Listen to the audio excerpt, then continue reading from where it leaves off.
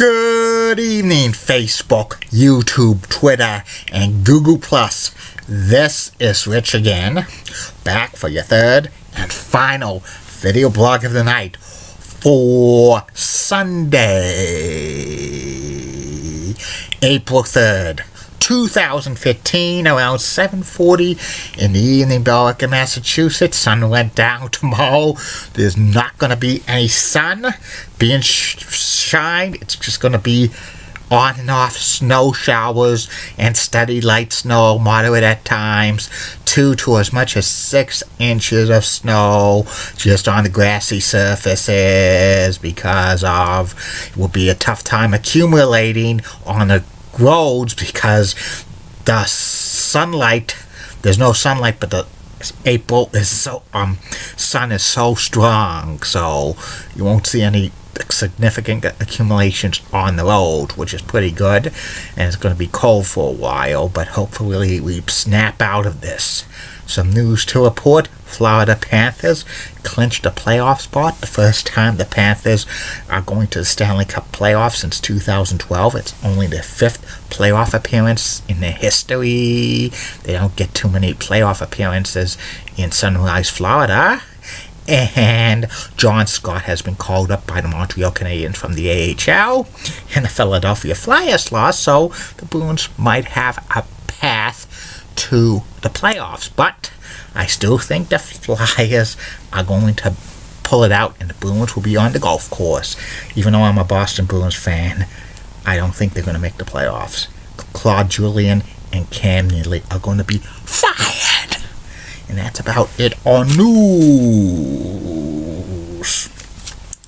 My third and final video blog subject of the night is my personality profile. Tonight's personality profile is Baseball Hall of Famer Tony Perez, who was a first baseman. Tony Perez was part of the Big Red Machine in the 1970s. He spent his majority of his career with the Reds. Tony was born and he grew up in Cuba.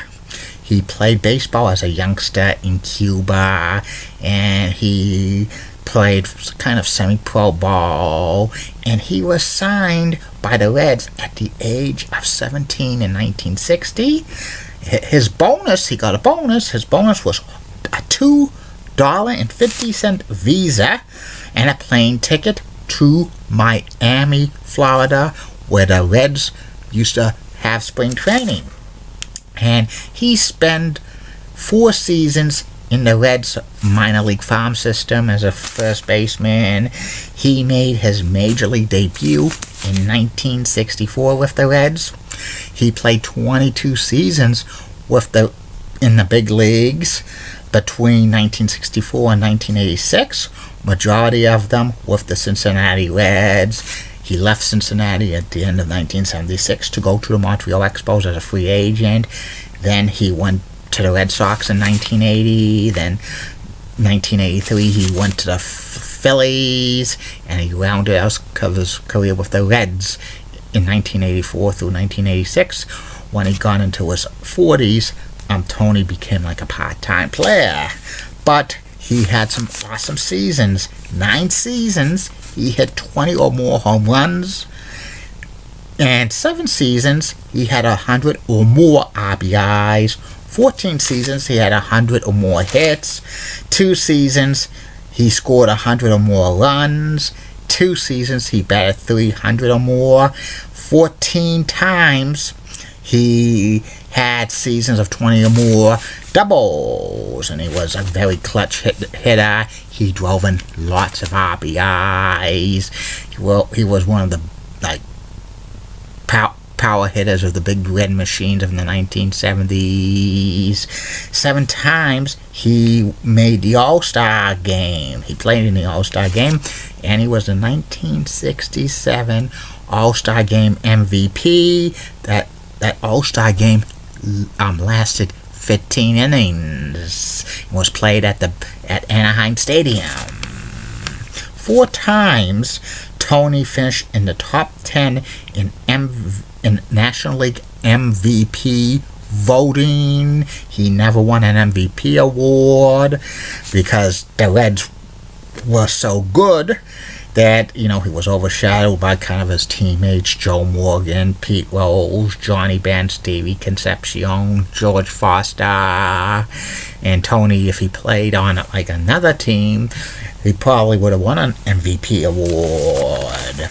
And Tony continued to be like, a good player in his late 30s and early 40s, even though as a part-time player. He retired at the end of the 1986 season, and he had a career average of 279, 375 home runs, 1,652 RBIs, 2,732 hits, 505 doubles, and 1,272 runs.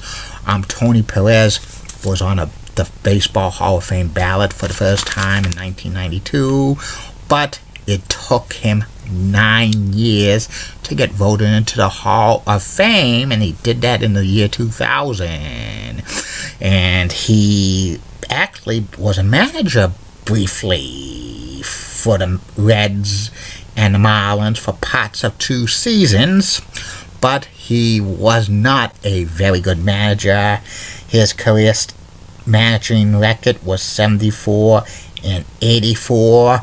In 2000, the Reds retired as number 24. He went into the Baseball Hall of Fame with a Reds cap on, and he's like an ambassador to the Cincinnati Reds. His son Eduardo Perez played parts of 13 seasons in the major leagues, but Eduardo was not a star baseball player.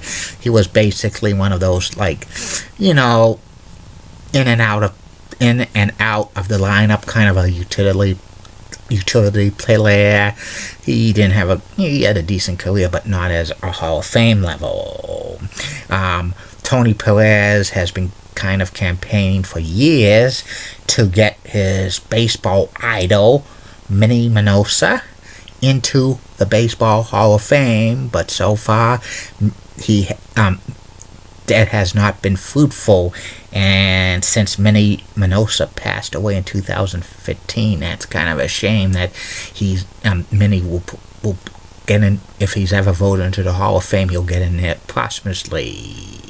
But we'll wait and see if that ever happens. And Tony Perez is probably maybe one of the most famous baseball players ever from Cuba.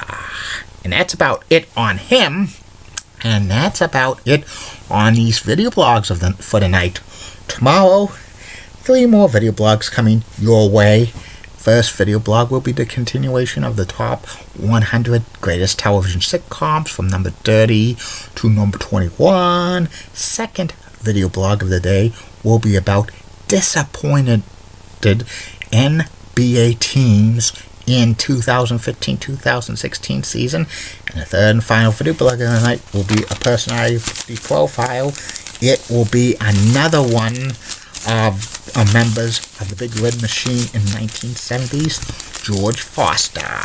Keep calm, everybody. And I'm a Julie Button guy. Molly Rosenblatt of WCCO Oxen has nice legs. Elizabeth Hart so stunning. She's the best. Amy Swensley so awesome. Michelle Beadle of ESPN Sports Nation rocks. And in the words of the Patel last week, no bus. Good night, everybody. And sweet dreams.